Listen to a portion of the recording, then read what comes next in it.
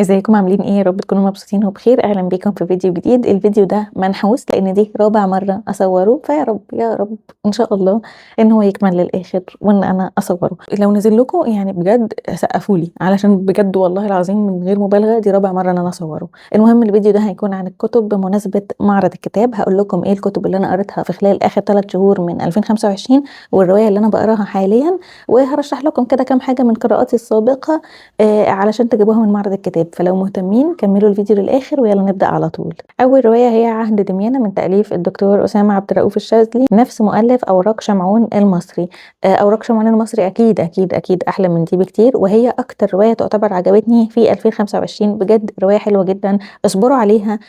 ما تقروهاش أول كام صفحة كده وتقولوا لا دي بتتكلم عن بني إسرائيل ومش عارفة إيه. اصبروا عليها، خشوا في الموضوع أكتر، لأن صدقوني هتعجبكم جدا. بس يعني اصبروا عليها. الرواية حلوة جدا بجد، ولو بتحبوا الكتب الكبيرة ارشحها لكم وبشدة. لو لسه ما قريتوهاش حاولوا تقروها السنة دي، ولو لسه ما جبتوهاش ممكن تجيبوها من معرض الكتاب.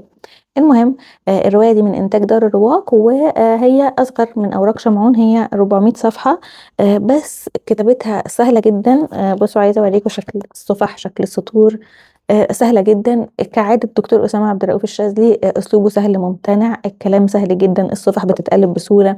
قلت لكم من الفيديو اللي فات ان انا في اول قعده قريت منها 100 وشويه صفحه. الروايه خفيفه، فانت ممكن تفصلي بيها ما بين كتابين تقال، سواء بقى نون فيكشن يعني حاجات مش روايات، كتب عاديه وانت حابه كده تفصلي في النص. هي فعلا روايه جود فايب هاديه، روايه تاريخيه بتحكي عن مصر في نهايه عصر الدوله الفاطميه. فانتوا لو ليكوا في اللي هي الحاجات دي يعني هتعجبكم قوي. كمان وصف الكاتب جميل قوي للشوارع والازقه والميادين والبلاد والبلدان وقصور الملوك والحاجات دي، كده بتعيشوا في اجواء جميله من الاجواء التاريخيه دي والافلام القديمه التاريخيه دي، فبتتبسطوا. يعني قد تكون بتناقش بعض الافكار التي لن تعجب بعض الافراد، ولكن يا جماعه يعني طول ما احنا عندنا اساس متين من القواعد والمبادئ والبتاع، لا مانع ان احنا نتعرض للافكار الشاذه الغريبه عننا ونسمعها ونشوفها. يعني لا مانع، مش ضروري هنعتنقها ولا هنصدقها ولا هنعملها. بس يعني الواحد ما يبقاش عايش في اوضه مفرغه، وهو الأوضة دي بتلف حواليه بيقول كلام وبيرجع يسمعه تاني، اللي هو بيسمع نفس الكلام اللي بيؤكد أفكاره وثقافاته ومعتقداته، وما بيسمعش أي حد بره الأوضة دي. دي ما اسمهاش عيشة. يعني أنا يعني هو يعني ده كده تفسيري للموضوع.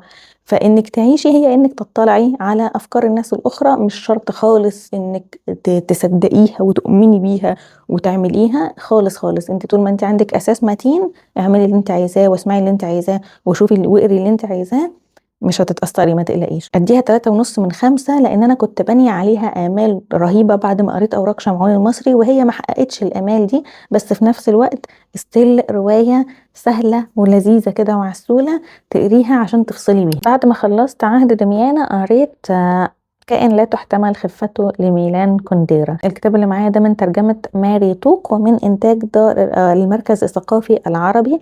الرواية دي يا جماعة بصوا صغيرة ازاي، هي 300 ولا 400؟ 317 صفحة، بس تقيلة تقل. تقيلة تقل، الورقة ما بتتقلبش فعلا من كتر تقل الأفكار التي تقدمها. جاءني بعض التعليقات لما قلت لكم ان انا جبت هذا الكتاب لميلان كونديرا. الناس قالت لي خدي بالك، ميلان كونديرا ده بيناقش افكار وحشه، خدي بالك.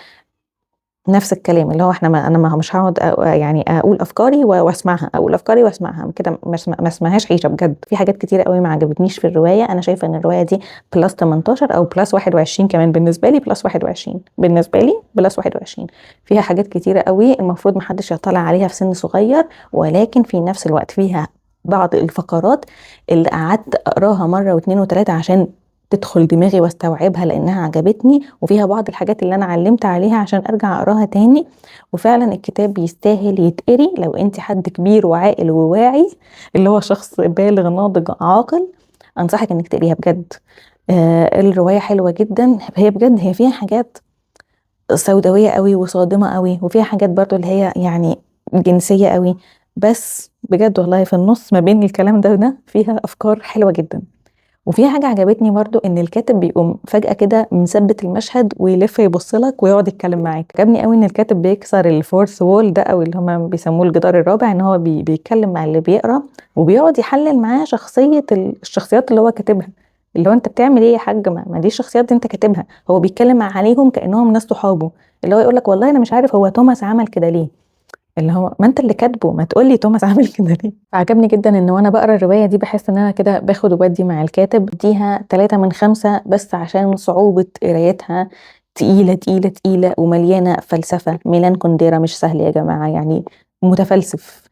ساعات بحس ان الكتاب اللي هم بتوع زمان دول اللي كانوا بيتفلسفوا كتير دي، ساعات بحس الفلسفه بتقلش منهم ساعات كده، اللي هو يعني طولت منك يا معلم، خلاص الفكرة وصلت، انت مش بتكلم عيل غبي يعني، اللي هو اخلص. ف يعني ساعات بحس كده، ساعات بحس انه طولت منك في الفلسفة، ممكن نرجع تاني، نرجع للي كنا بنتكلم عليه. بس بصراحة مش كتير يعني، حسيتها تقريبا 2 3 في الرواية، بس مش كتير وتستاهل يعني، تشفع لها. انصحكم تقروها، بس لو انتوا تستحملوا هذا النوع من الروايات اللي هو ما فيهوش احداث اكتر ما في سرد ووصف وتحليل نفسي للشخصيات والكلام ده، لو بتحبوا الحاجات دي كأن لا تحتمل خفته هتعجبكم، وممكن كمان تقروها مرة تانية. يعني انا بتهيألي يعني مستقبلا لما انسى احداثها هرجع اقراها تاني. حابه اقول لكم عن حاجه لذيذه قوي وكيوت، هي احد متابعات القناه هنا اسمها بسمله احمد، منزله كتاب في معرض الكتاب يا جماعه، كان نفسها تبعت لي نسخه بس ما عرفتش، وانا للاسف ما قدرتش انزل احضر معرض الكتاب. فهي يعني الظروف كانت سيئة، بس أنا كان نفسي جدا إن أنا أحضر معرض الكتاب وأجيب الكتاب بتاع بسملة وأخليها توقع لي عليه كمان وأشوفها وأسلم عليها، لأن حاجة حلوة قوي إنه أحد متابعاتي هنا تبقى كاتبة أو روائية. فمبسوطة جدا. الكتاب بتاعي إن هو قصص قصيرة، اسمه طوق نجاة، هسيب لكم صورته هنا، فروحوا دار همزة وشوفوا الكتاب بتاع بسملة، ولو لقيتوها موجودة سلموا عليها وشجعوها وادعموها، ولو قدرتوا فعلا تجيبوا الكتاب هاتوه. اتمنى ان كل واحدة فيكم تتبع شغفها وتعمل الحاجة اللي هي عايزاها وتيجي تقولي، وانا هطلع اقول للناس عليها والله، يعني بجد دي حاجة تبسطني طبعا. بعد كائن لا تحتمل خفته قريت ال3 كتب دول، وهم رواية اسمها ثلاثية اليهود لكمال رحيم، وهي هما 3 كتب كده، ففي واحد اسمه المسلم اليهودي، جميل جدا، انصحكم تجيبوه، لسه هكلمكم بالتفصيل عنه بس انصحكم تجيبوه بجد جميل. التاني جزء اسمه ايام الشتات، وتالت جزء اسمه احلام العودة. اللي خلاني انا ما جبتش ال3 كتب مع بعض، وما انصحش اي حد ان هو يشتري سلسلة يشتريها على بعضها، ما تعملوش كده، لازم تجيبوا اول كتاب حتى لو هيكلفكم اكتر يا جماعة، بس معلش هاتوا اول كتاب اقروه، عجبكم كملوا بقية السلسلة، ما عجبكمش ما تجيبوش بقية السلسلة. المهم انا كنت جبت المسلم اليهودي ده، الكتابة بتاعته سهلة جدا، عايزة اوريكم شكل الصفح. ماشي. الكتابة بتاعته بتجمع ما بين العامية والفصحى، السرد الأحداث بالفصحى ولكن كلام الشخصيات مع بعضها بالعامية، كأنكم عايشين في فيلم قديم. الشخصيات جوه الرواية حلوة جدا، في شخصيات غامضة كده هتكرهوها، يعني مش عارفة بس يعني في ناس من الأبطال هتكرهوهم وهترجعوا تحبوهم، فاهمين اللي هو شخصيات معقدة كده، ويعني هي معقدة التعقيد اللي هو بتاع الشخصيات الحقيقية اللي موجودة في الحياة. الكتاب بيناقش، هقول لكم بس اول صفحتين حرفيا منه عشان بس ايه هديكوا كده كده. هو واحد يعني احنا بنبدأ معاه من اول ما فتح عينه على الدنيا، هو باباه مسلم ومامته يهودية، واتولد في مصر في الحقبه بتاعت الايه الاربعينات الخمسينات الستينات السبعينات دي، تقريبا بتبدا من الخمسينات ولغايه بقى احنا مكملين مع الشخص اللي اتولد ده، احنا مكملين معاه بقى كانكم عايشين في فيلم قديم جميل. عاجبني جدا جدا الشخصيات، الكتابه تحفه. اول جزء ما فيهوش غلطه، انا شايفه ان هو فعلا ما فيهوش غلطه بجد. شجعني جدا ان انا اجيب ايه ايام الشتات اللي هي تاني جزء. ايام الشتات كنت حاسه في اولها كده، اول تلت منها اللي هو ايه احنا هنخيب ولا ايه، مش قد كده، ابتديت ازهق وامل، بس جت لحقت نفسها في التلتين اللي باقيين الاحداث، الروايه كده رجعت مسكت نفسها كده والاحداث كملت. بس تقييمي للجزء التاني ده اللي هو اقل جزء في ال3 اجزاء، بس هو ستيل كويس ولازم يتقري طبعا يعني، واحنا لو عايزين نكمل الروايه لازم نقرا الجزء التاني. الجزء التالت جميل، مش في نفس حلاوه الجزء الاول، اول جزء هو احلى جزء، بس الجزء التالت كده كده ما انا خلاص، ما انت اصل انت علقتني بالشخصيات في اول جزء، ما انا كده كده محتاجه اعرف حصل معاهم ايه، فاهمين؟ ف حلو، عجبتني. بس يعني مثلا لو هدي اول جزء مثلا 4.9 مثلا، عشان أنا مش عايزة اديله 5/5 عشان ما ابقاش بأفور، فهديله 4.9 أو 4.7 مثلا من 5. هدي ده 4/5، وهدي أيام الشتات ده هديله مثلا 3.2 كده يعني 3 كده يعني. عايزة أقول لكم كمان عن نهاية الرواية، مش هحرقها لكم ما تخافوش، بس نهايتها نهاية واقعية، مش أحلام ودريمي وكده، ولا نهاية سوداوية مأساوية تخليك تكره العيشة واللي عايشينها. نهاية واقعية، اللي هو نهاية تقول فعلا ده كلام يحصل في الحقيقة، لدرجة ان انا قعدت اقول هي القصة دي حقيقية ولا ايه، اللي هو اصلا ما فيهاش ولا حدث كده حصل اللي هو تقول لا دي افوارة من الكاتب، لا ده ما فيش الكلام ده ما بيحصلش، لا لا، كل حاجة اللي هو تحصل والله، فلان ده يقول كده هموت واحرق لكم الاحداث، هموت. بس قولوا لي لو حابين ان احنا اعمل فيديو صغير كده اكلمكم فيه بحرية حرق عن ثلاثية اليهود دي، لانها بجد بجد من الهايلايتس بتاعت السنة دي، هي واوراق شمعون المصري. فارشح لكم ان انتوا لو هتجيبوا حاجة من معرض الكتاب يعني وفقا لترشيحاتي هاتوهم، واي حاجة للدكتور عماد رشاد هكلمكم عنه في اخر الفيديو. بس المهم يعني انا بحب الدكتور عماد رشاد جدا، وقريت له كتاب ممتلئ بالفراغ، ونفسي جدا جدا انا قريب جدا على فكرة ان شاء الله هجيب الكتاب بتاعه الجديد اللي هو الجلاد تحت جلدي. بس انا شفت تقريبا اغلب الفيديوز بتاعته اللي على يوتيوب، واغلب البودكاست اللي عملها بره القناه بتاعته برضو على يوتيوب، وبحب فكره جدا، بحب تفكيره، بحب كلامه. بجد يعني اسمعوه، يعني حتى لو مش هتجيبوا الكتب بتاعته بس اسمعوه، 100% هيغير حاجة في تفكيركم بجد. وأحسن حاجة حابة أنصحكم تبدأوا بيها هي السلسلة اللي هو بيعملها حاليا، اللي هي اسمها التحرر من آلام الماضي. السلسلة دي أنا مرتبطة بيها أكتر من سلسلة التعافي، لأن أنا تحرر من آلام الماضي دي بدأت معاها من الحلقة الأولى، فدي حاجة أنا بدأتها من الأول. سلسلة التعافي أنا ما كنتش لسه أعرفه ساعتها، فأنا بدأتها متأخر قوي وهو خلاص بيخلصها، ورجعت بقى سمعتها من الأول. فلا بجد أنصحكم تبدأوا سلسلة التحرر من آلام الماضي، بجد 100% هتفرق في تفكيركم. ختمت السنة بقى برواية لذيذة وعسولة، هي متجر دلوجوت للأحلام. رواية جميلة قوي، صغنونة عسولة جود فايبز، مش بتستفيدوا منها أي حاجة، بس في نفس الوقت بتعيشكم في أجواء ساحرية كريسماسية، أجواء اللي هي عارفين اللي هو كده أجواء أوائل الشتاء دي ولا أواخر الشتاء، اللي هو أجواء جميلة كده دافية شتوية يعني كده، اللي هو جود فايبز. بجد كنت مبسوطة قوي وأنا بقرا الكتاب ده، وما كنتش حابة يخلص بجد يعني. رواية جميلة كده خفيفة، رغم إن هي فعلا ما بستفادش منها أي حاجة، بس جميلة عايشة أجواء حلوة. ليه الواحد يقول لأ؟ يعني مش لازم كل الكتب اللي أقراها تبقى تقيلة كده وكلها تحليل نفسي وكده وعمق ومش عارفة ايه، لأ عادي يعني في النص أكثر كده بحاجة خفيفة كده. هي طبعا يعني انا كنت هقارنها لكم بعهد دميانة واقول لكم خفيفة زيها، بس لا، عهد دميانة فيها شوية حاجات يعني بتتكلم حتى عن القاهرة القديمة ومصر القديمة والكلام ده كله، فيعني كان يعني لطيفة يعني، فيها شوية كلام، فيها يعني هتعيشكم في اجواء تاريخية لحاجات يعني ايه موجودة بالفعل. انما متجر دلوجوت دي اللي هو عالم سحري كده، فانتازيا خالص، ففعلا ما فيش فيها اي فايدة، بس جميلة وعجبتني. مش معنى كده ان انا يعني كل الكتب اللي هقراها لازم تبقى شبه متجر دلوجوت عشان اتبسط، بس اللي هو لا مانع ان احنا نفصل بيها ما بين حاجتين تقال. انا دايما بحب اعمل كده. انا شفت عليها تعليقات بتقول ان هي رواية طفولية او مراهقية شوية، تمام متفهمة الكلام ده، بس هي رواية زي ما قلت لكم جود فايبس عشان خاطر تفصلي بيها مش اكتر من كده. الرواية اللي انا بقرأها حاليا وهي الجريمة والعقاب لدوستويفسكي. حاولت كتير زمان أقرأ الجريمة والعقاب، وكنت كل مرة بزهق وبمل من الصفحة رقم 50 تقريبا أو 60، يعني ما بوصلش كده لأي حاجة في الرواية وبقوم قافلاها، واللي هو خلاص نو. الأحداث فيها بتتحرك ببطء جدا جدا جدا جدا، ولكن مع ذلك المرة دي بعد ما أتممت 30 وال31 كمان بقيت مستمتعة بيها بجد. يعني زمان كنت بحاول اقراها في اوائل العشرينات وفي منتصف العشرينات ما عجبتنيش، بس دلوقتي وهذا هو معنى النضج. بجد والله تعرف انك نضجت امتى؟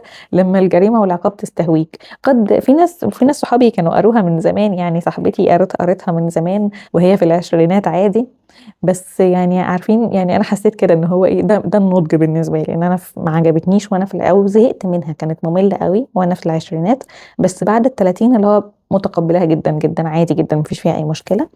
الروايه مليانه تحليل نفسي للشخصيات رهيب، سرد كتير جدا، وصف البطل بتاعنا يعني قاعد بيحلل ورق الشجر، بيحلل الناس اللي بيقابلها، بيحلل الناس اللي بيشوفها بطرف عينه في الشارع، بيحلل كل حاجة وبيتعمق في تفاصيل ملهاش أي 60 لازمة. ومع ذلك أنا مكملة. الكتاب ده ما ينفعش تقريه وتقري معاه حاجة تاني، هو يتقري لوحده كده. وأنا بقول عليه كتاب مش رواية لأنه هو يحل محل الكتاب بصراحة. كلامه مش صعب يعني. هو لا بصراحة والله، هو في بعض الصفح باحسها بتمشي بسرعة وبعض الصفح باحسها بتتنّح معايا ما بتعدّيش، وأنا مش عارفة ليه الكتاب ده كل ما امسكه بانام. يعني إحنا النهارده 23 يناير أنا قريت منه 202 صفحة ودي مش عادتي خالص، أنا باقرا بسرعة وباقرا كتير. ف فما اعرفش بيطوّل معايا جدًا، وأول ما بامسكه بانام، باقرا 3 سطور وانام، لدرجة إن أنا بقيت باعمل نكت على الموضوع ده، اللي هو أنا حرفيًا بامسكه وباكون فايقة جدًا 3، 4 سطور وانام. بس مع ذلك مكملة وإن شاء الله مش كده مش هاستسلم، هافضل مكملاه. ده الجزء الأول على فكرة، هو 400 وشوية صفحة صح؟ 450 تقريبًا. ولسه في جزء تاني، ما اعرفش هيقول فيهم إيه، ما اعرفش، بس واضح إن دوستويفسكي رغاي ومتفلسف زي عمه ميلان كونديرا. هما الاتنين يعني بس ميلان يعني عارفين ميلان أهو يعني قعد يتفلسف بس في 300 صفحة مش في 800 صفحة. فهنشوف يعني ادينا ورا الجريمة والعقاب. صحيح الطبعة اللي معايا دي من ترجمة سامي الدروبي ومن طباعة المركز الثقافي العربي. الترجمة كويسة. هو انا متأكدة 100% العيب مش في المترجم، العيب في المؤلف. المؤلف هو اللي رغاي. فدي اول مرة اقرا لدوستويفسكي، كانت اول مرة اقرا لميلان كونديرا. وعلى فكرة يعني بالعكس عايزة اقرا له تاني، عايزة اشوف له حاجات تانية اقراها. كان في حد اقترح عليا قبل كده قصص قصيرة ليه، بس مش فاكرة اسم الكتاب كان ايه. دوستويفسكي نفسه تقريبا الجريمة والعقاب مش اشهر حاجة ليه، تقريبا ليه كتب تانية او روايات تانية مشهورة اكتر. ارشحه لكم تجيبوه ولا لا؟ لو انتوا تجاوزتوا ال30 وبتقروا كتير، يعني لو انتوا حد لسه حابب يقرا او لسه عايز يقرا جديد، ما تبدأوش بيه خالص. ده عايز حد، لا يعني عايز حد بيقرا بقاله سنين لو لسه ما قراهوش يعني. انما لا، ما رشحوش خالص لحد لسه مبتدئ في القرايه، هيقفله من القرايه ومن الحياه عموما. بس كده الفيديو خلص. كنت عايزه اقول لكم انه انا بمر بفتره احتراق نفسي شديده جدا الفتره دي، ومش شايفه اي جدوى من اي حاجه انا بعملها. فعشان كده انا مقله في الفيديوهات بتاعه الكتب والفيديوهات عموما. مش عارفة من أول ما السنة بدأت كده مش ماليش مزاج أعمل حاجة. عايزة أقول لكم كمان باعمل دلوقتي ريفليكشن على حياتي السنة اللي فاتت وعلى السنة الجاية. وقد يكون ده السبب والله إن أنا مقلة في الفيديوهات، إن أنا قاعدة ببوند مع نفسي أكتر أو بتواصل مع نفسي بمستوى أعمق. في حاجة ساعدتني، حاجة اسمها يير كومباس، دي كنت سمعت عنها من فيديو على تيك توك. كانت واحدة بتقول يعني كانت حاطة لينك كده لموقع اسمه يير كومباس، وبتنزلوا من عليه كتاب او كتيب هو حاجة و20 صفحة. كتيب كده ومجانا. انا ما كنتش مصدقة الموضوع ده بس طلع بجد، هو طلع مجاني. المهم الكتيب ده بيسألكوا شوية اسئلة عن السنة اللي فاتت وشوية اسئلة عن السنة الجاية، بيساعدكوا ترفلكت اكتر، بتساعدكوا تعرفوا انتوا عايزين ايه من الدنيا اكتر. فانا كنت قاعدة الفترة اللي فاتت بجاوب على الاسئلة اللي في الكتاب ده، وفعلا حاسة ان هو ساعدني أتواصل مع نفسي أكتر. لإنه ساعات الواحد بيبقى عايش كده وماشي في حياته وبيتهيأ له إن هو عارف نفسه وفاهم هو عايز إيه وفاهم هو محتاج إيه وبتاع، ويطلع في الآخر ولا أي حاجة من الكلام ده خالص، وأنت مش عارف أنت بتعمل إيه ولا عارف أنت نفسك في إيه. وبالعكس هتلاقي نفسك بتعمل حاجات أنت مش عايز تعملها، وما بتعملش الحاجات اللي بتبسطك واللي أنت عايز تعملها واللي أنت شايف فعلًا إنها هتفيدك. فأنصحكم إن أنتم تنزلوا الكتاب ده. فكروني في الكومنتس أبقى أسيب لكم اللينك بتاعه. بجد عجبني يعني كتاب لطيف. وان شاء الله باذن الله يعني لو ربنا احيانا للسنه اللي بعد اللي هي 2027 هبقى برضو انزل الكتاب بتاع 2027، واحاول برضو ان انا اكتب فيه الحاجات. فعلا حسيت ان انا استفدت من الموضوع ده في ان انا تواصلت مع نفسي. فدي هديه ليكوا كده للي وصل لاخر الفيديو. ما تنسوش تبقوا تروحوا تسلموا على بسمله في دار همزه بجد، علشان خاطر شجعوها. هي شكلها يعني هي محتاجه تشجيع. وبس اشوفكم على خير ان شاء الله في فيديو تاني جديد قريب. شكرا ان انتوا وصلتوا لغاية هنا وشجعوني انا كمان. شجعوني ان انا آه، اصور اكتر. هو الموضوع بصوا أنا مش عايزه احملكم اكتر من طاقتكم. هو الموضوع مش موضوع ان انتوا تشجعوني او ما تشجعونيش، انا اللي محتاجه التزم اكتر واستمر اكتر وكده، وان انا ابقى قد كلمتي. اقول انا هصور فيديو يبقى انا هصور فيديو، ما اقعدش وانتخ وتنح كده. بس معلش يعني ساعات الواحد بيحتاج يدّي لنفسه فترة راحة وفترة إجازة علشان يشحن فيها وكده ويgain momentum تاني. مش عارفة بقى الكلام ده هيفيد حد في إيه، بس يعني أتمنى أكون فدتكم، يا رب يكون الفيديو عجبكم، وأشوفكم على خير إن شاء الله في فيديو تاني جديد قريب. باي باي.